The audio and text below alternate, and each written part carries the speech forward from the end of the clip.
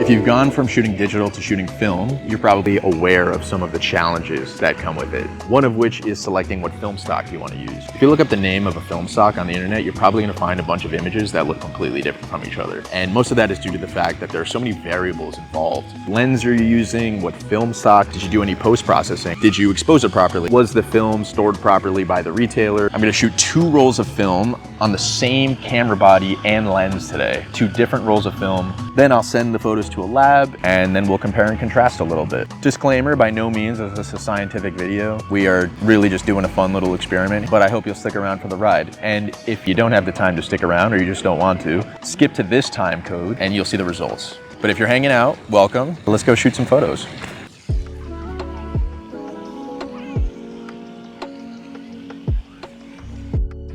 Before we get going, we gotta meet the camera.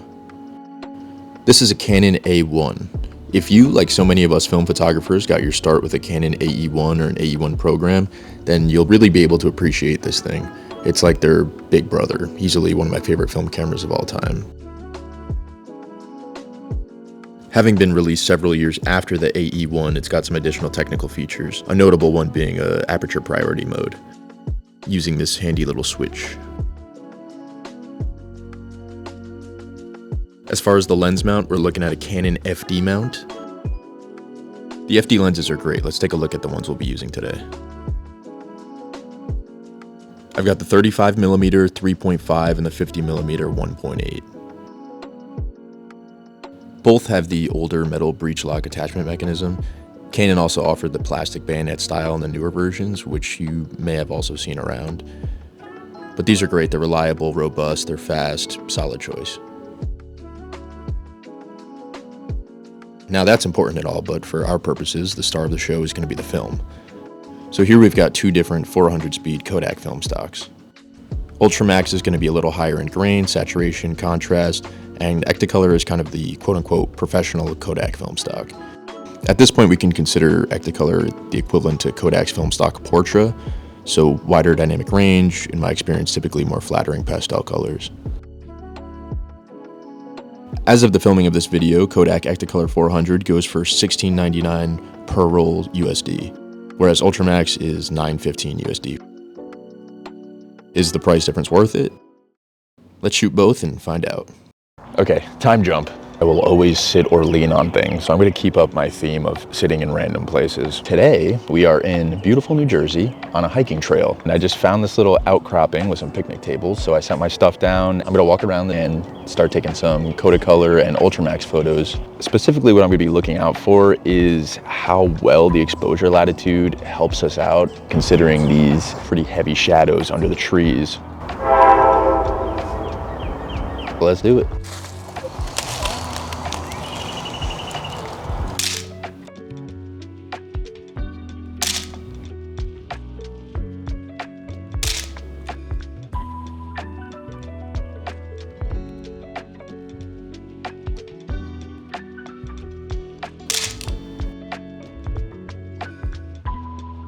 All of the photos in this video will be processed in the same way, which is to say I sent them to a lab and asked for flat scans with no modifications or edits, which looks like this.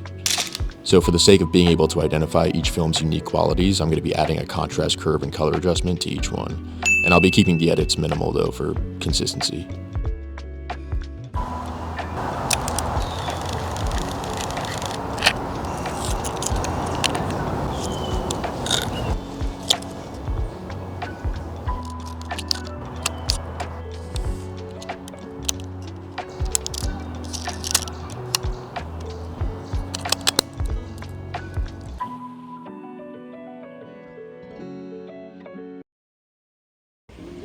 I want to get some example photos that are a little bit more of a still life thing, so I'm going to go to the thrift store and we'll get some props. Look at this little guy. Great tie selection. Looks like we found a fully used up disposable camera. Very curious. I know what I want involves a phone, so I'm definitely going to grab this. Now I'm just going to tear this phone apart because I want to get to the back. My plan is to replace the light behind the buttons with a stronger red LED.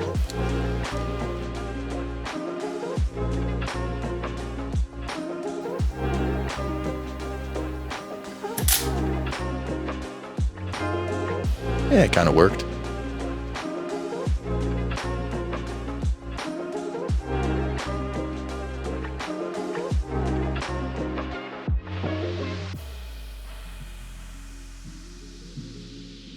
All right, so the original plan here was to shoot some photos along the Manhattan skyline, but I definitely missed my window for lighting.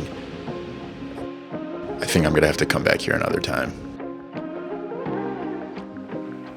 Might as well fire off a couple shots while I'm here.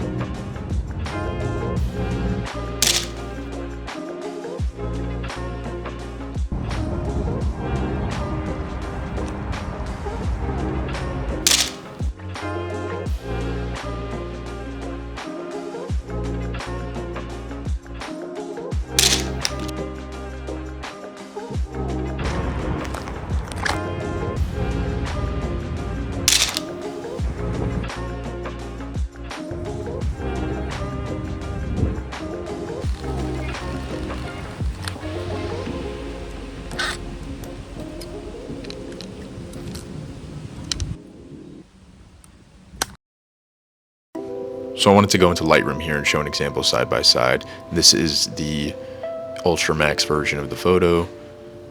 And then if I go side by side here, this is the Ektacolor version of the photo. And I mean immediately when you pull up the Ektacolor, you notice those colors, that dynamic range, this super forgiving dynamic range. Yeah, there's no denying the colors on the Ektacolor. And the Ultramax definitely feels crunchier, a little more of an intense approach to contrast, which can certainly contribute to like a more aggressive retro aesthetic if that's what you're going for. Just a couple more examples. This is Ultramax, again with a pretty unforgiving dynamic range. And to highlight the Ektacolor's dynamic range, look at all this detail in the shadows and in the highlights.